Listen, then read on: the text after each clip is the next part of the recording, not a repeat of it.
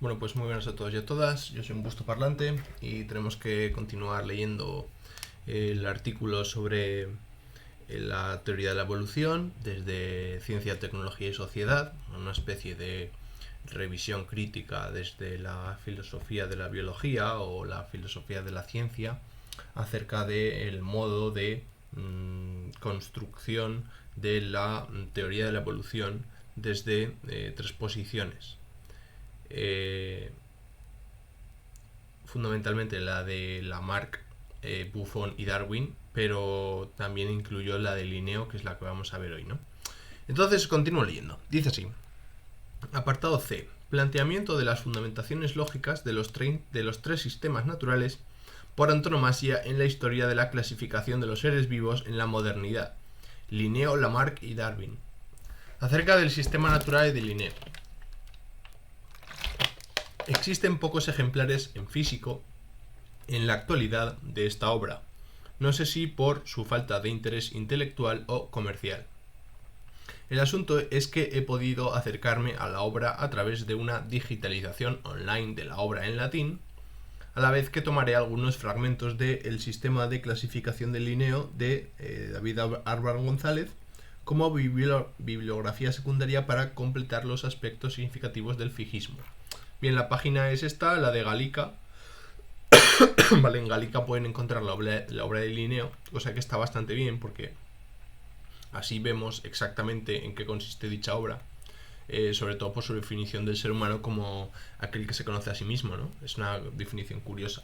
O sea, cómo mete al ser humano en el género Homo, distinto del simio, pero con esa definición, ¿no? También otra cosa muy curiosa del sistema natural de Linneo es que incluye el kraken como un animal, cosa que es bastante curiosa porque no es que los hubieran encontrado, pero bueno, esta es la cosa curiosísima. Bien, la cosmovisión que está detrás del sistema de clasificación de la naturaleza de Linneo es la teología dogmática cristiana, es decir, la asunción de la verdad revelada en los textos bíblicos como punto de partida del método linneano. Así pues, Dios, emperador y creador, se distingue del imperio de la naturaleza, del cual está absolutamente desgajado en la medida en que la creación de los tres reinos, el mineral, el vegetal y el animal, donde este último contempla las especies como creadas eternamente, esto es, invariables e inmutables. Estamos en un paradigma fijista, ¿no? O creacionista. La inmutabilidad de las especies en el tiempo, el fijismo, aparecía en Linneo como un postulado ontológico, pero a la vez intuido por sí mismo, ligado a creencias religiosas y del sentido común, al tiempo que era, de hecho, un supuesto nosiológico irrenunciable para poder enfrentar la tarea de construir un sistema de clasificación, precisamente porque las especies eran finitas, invariables y creadas de una vez por todas. Podía pensarse el proyecto de clasificarlas y ordenarlas para mejor conocer, describir y venerar la obra de Dios. Al contrario de lo que parece, el fijismo de Linneo es más sofisticado que la caricaturización que a menudo se hace de estos modos de explicación de las especies por medio de la hipótesis bíblica creacionista.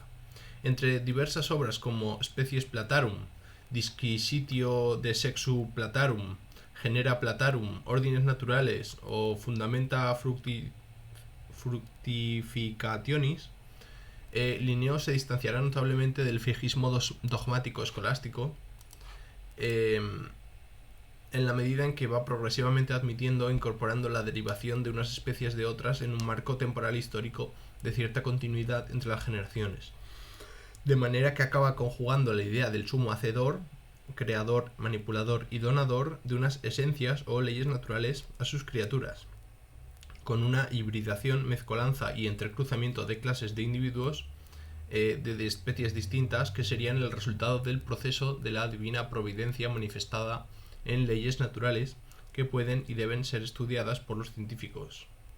A pesar de que en el siglo XVIII el marco conceptual habitual era el sistemático, la hibridación de las especies como explicación de las relaciones entre géneros, especies y variedades nos empuja a reconfigurar el modo de explicación cuadriculado en modelos procesuales que explican de una manera formalmente más adecuada estos fenómenos. Linneo, para salir de esta encrucijada, conservando cierto rigor teológico, supuso que los géneros molde que se dan en la actualidad son algunos de los géneros primordiales creados por Dios, sobre los que la naturaleza no ha actuado hibridando las especies.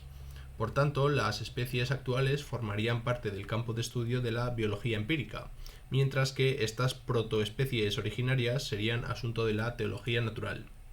Lo que parece patente es que Linneo Maduro, a medida que avanzaba de su investigación, iba distanciándose críticamente de las lecturas bíblicas del Antiguo Testamento como verdad absoluta en la zoología y la botánica, aunque nunca mostró públicamente su reprobación.